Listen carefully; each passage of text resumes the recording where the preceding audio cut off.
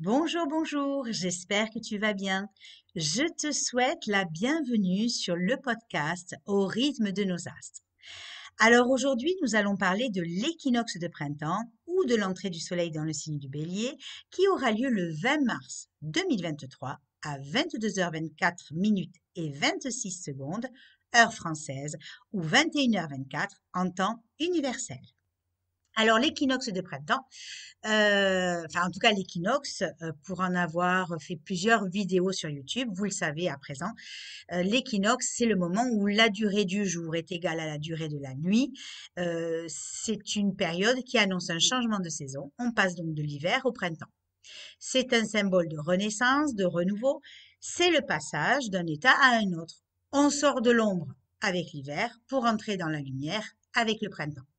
C'est aussi un symbole de transformation qui devrait avoir lieu jusqu'au solstice d'été le 21 juin 2023. Alors, ce passage en bélier suggère une nouvelle année astrologique, un nouveau cycle annuel qui devrait normalement nous donner les tendances de l'année.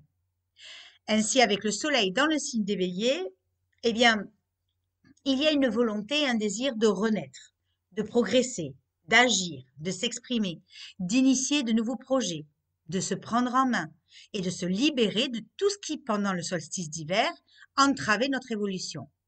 Cela commence par une épuration, un nettoyage en profondeur, car avec ce transit, on a vraiment envie d'aller au fond des choses, de découvrir ce qui est caché.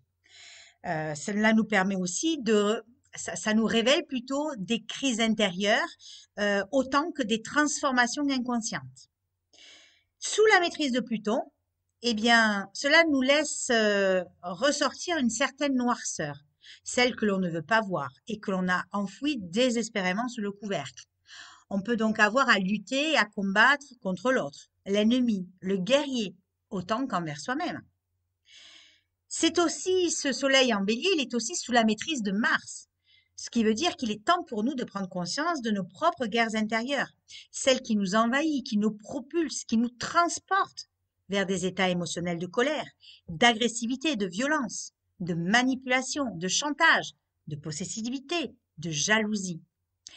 D'ailleurs, pour l'équinoxe de printemps, Mars transitera à la toute fin du signe du Gémeaux, puisqu'il s'apprête à quitter ce signe le 25 mars aux alentours de 13 heures, et qui lui donne une énergie touche à tout, parfois superficielle, qui ne permet pas toujours d'approfondir, mais qui facilite les échanges, les partages, la communication, surtout depuis qu'il est rentré dans ce signe en août 2022. Ce soleil en bélier, il est positionné en maison 5, la maison 5 de l'équinoxe, qui est sa maison naturelle. C'est la maison où il se sent le plus fort. C'est là où il se sent puissant. Le soleil, il parle du chef d'État, de notre gouvernement. Il renforce son autorité. Sa popularité, je ne suis pas certaine, hein, mais en tout cas, conjoint à Mercure, qui est lui aussi en bélier, ben, la communication reste engagée, vive, téméraire, impulsive. En bélier, on ne réfléchit pas, on fonce. Les actes peuvent être tranchants, imposants. D'ailleurs, on impose ses points de vue, on impose ses idées dans un contexte où la réforme des retraites est encore au moment où je vous parle en pleine réflexion. Car certes, validée par les députés et les sénateurs, mais pas encore totalement imposée.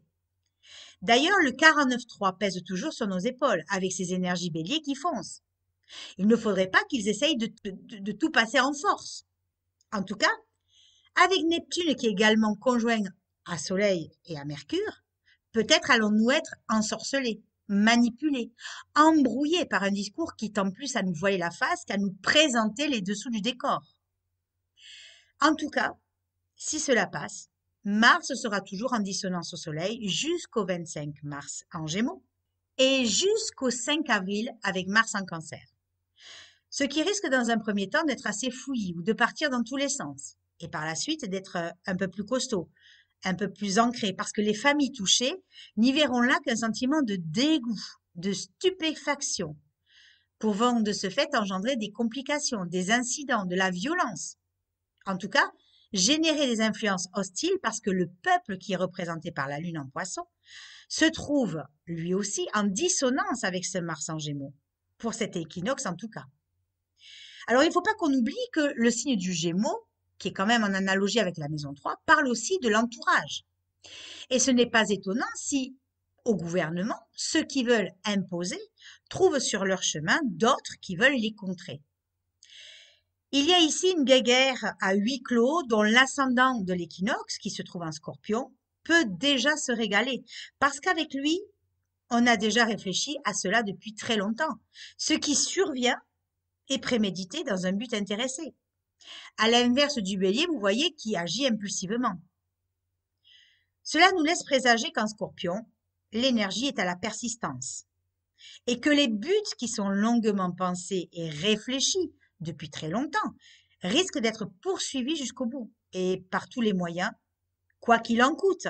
Le Soleil est en bon aspect à Pluton en maison 3, générant pour notre chef d'État ou notre gouvernement une certaine confiance en son pouvoir, en sa communication, dans un 29e degré karmique pour Pluton, qui crée de sérieuses crises existentielles. Pour le collectif, certes, mais aussi pour chacun d'entre nous. C'est une position qui peut nous conférer un sentiment de découragement, de déprime, à moins que cela fasse l'effet inverse et qu'on veuille tout régenter, tout transformer. C'est de toute façon le degré qui parle de lutte de pouvoir, d'oppression, et qui nous renvoie à nos propres blessures intérieures et karmiques qui rentrent en résonance avec cette autorité imposante et ces jeux de pouvoir. Et il peut être bien d'en prendre conscience dans nos propres vies, dans ce que l'on vit tous les jours, en voiture, au travail, au supermarché, dans nos relations amicales, dans nos relations de couple. Et que l'on se demande comment l'autre accapare nos énergies. Comment est-ce qu'il nous pompe? Comment est-ce qu'il essaye de nous contrôler, de nous maîtriser et de décider pour nous? Comment est-ce que vous réagissez dans votre fort intérieur lorsque l'on vous impose quelque chose que vous ne voulez pas? Car cela commence toujours par soi-même en premier, par ce qui vient nous toucher très profondément et de près, dans la vie de tous les jours, dans tout ce que l'on vit, à travers les expériences que l'on est amené à vivre avec le commun des mortels, avec le voisin, avec le boucher, le charcutier, peu importe. Nous sommes tous dans une quête de pouvoir. Et en prendre conscience déjà à l'intérieur de soi, ça nous permet déjà de s'aligner, de se centrer et de comprendre ce que l'extérieur a à nous dire. Et peut-être bien qu'il est intéressant de vous demander comment vous vous sentez dans ces jeux de pouvoir. Ce qu'il faut prendre conscience, c'est de ce jeu de pouvoir que nous-mêmes, nous avons à l'intérieur de nous-mêmes, parce que c'est ce qu'il faut enrayer, c'est ce qu'il faut dépasser, en se questionnant sur nos propres jeux de manipulation, et nous demander nous-mêmes, mais quelle partie de nous n'est pas nourrie à sa juste valeur? Quelle partie de nous a besoin de ces énergies de destruction pour vivre, pour survivre? En ce qui nous concerne, et ce de façon plus personnelle, avec une lune conjointe Neptune sextile à Uranus, nous avons la capacité d'apporter les changements à ce que l'on pourrait expérimenter dans nos vies, en apportant des idées et des concepts innovants qui peuvent être autant bénéfiques pour nous-mêmes que pour les autres. Et peut-être qu'il serait bien de nous appuyer sur Saturne qui, depuis qu'il est rentré en Poisson, ne fait que de bons aspects. Et je vous invite d'ailleurs à aller voir le petit short que j'ai fait sur Saturne en Poisson et ses aspects, que vous retrouverez très facilement, soit sur ma page Facebook, soit sur Instagram, si vous voulez le voir dans sa totalité. Parce que le but va être vraiment de tirer avantage des bonnes énergies. Vénus, qui se trouve pour l'équinoxe de printemps en maison 6, et donc en analogie avec le signe de la Vierge, sollicite tous les ouvriers, les employés, les fonctionnaires, mais pas forcément de façon agréable, au vu des aspects que l'on voit sur la carte. Gaspillage des fonds publics, chômage, mécontentement.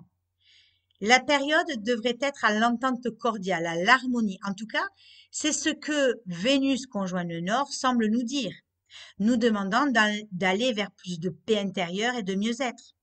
D'autant plus qu'elle est soutenue par Saturne et par Mars, afin que nos actions soient porteuses de longévité. Cependant, la dissonance à Pluton complique nos relations, nos ententes, nos contrats, nos collaborations, car Vénus et le nœud nord sont conjoints à la cuspide de la maison 7. Ce qui veut dire que ici, il semble que l'on ait du mal à se séparer et à se détacher de ces énergies en phase très plutonienne avec le nœud sud en Scorpion. Il y a comme une sorte de tiraillement qui se fait, un décalage entre nos pulsions Pluton et nos souhaits Vénus, qui crée un grondement, des crises, des ruptures dans l'équilibre du donner et du recevoir, des luttes de pouvoir qui sont souvent explosives, douloureuses, amenant des pertes financières, matérielles, ou même des remises en question sur nos propres valeurs. Alors bien sûr, ce n'est pas un tableau très positif, c'est le moins qu'on puisse dire, et notre année ne devrait pas se cantonner qu'à la réforme des retraites. Mais les énergies et l'ambiance qui s'en dégage pour l'entrée du soleil dans le signe du bélier, et donc pour l'équinoxe de printemps, sont les prémices de ce que nous pourrions être amenés à vivre et à ressentir pendant cette nouvelle année, et donc ce nouveau cycle en bélier. Comprendre que sous ces énergies très martiennes et très plutoniennes, mêlées à des énergies très neptuniennes, il nous faudra être alerte sur ce que l'on veut nous imposer et faire attention à bien garder notre discernement.